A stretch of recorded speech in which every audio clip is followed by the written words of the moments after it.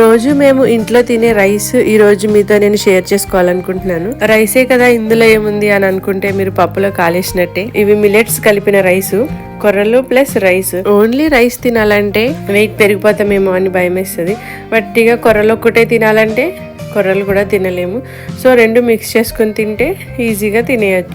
1:2 రేషియోలో వేసుకోవాలి. 1 కప్పు కొర్రలు వేసుకుంటే 2 కప్స్ రైస్ వేసుకోవాలి. 2 కప్స్ వేసుకుని కూడా మేము తినలేము అనుకుంటే 2.5 వేసుకోవచ్చు. 1 కప్పు కొర్రలు వేసుకుంటే 2.5 రైస్ వేసుకోవచ్చు. నేనైతే 1:2 రేషియోలోనే వేస్తాను. మిల్లెట్స్ రైస్ కలిపేసుకున్నాక మీకు ఎన్ని కప్స్ రైస్ కావాలో వేసేసుకుని వాటిని 2-3 టైమ్స్ వాష్ చేసేసుకుని 1:2 రేషియోలో వాటర్ వేసుకొని 1 అవర్ పాటు నానబెట్టి పెట్టుకోవాలి. 1 అవర్ తర్వాత ప్రెషర్ కుక్కర్ లో పెట్టేసి 4 విజిల్స్ రానిస్తే మీకు కొర్రలన్నం రెడీ అయిపోతుంది.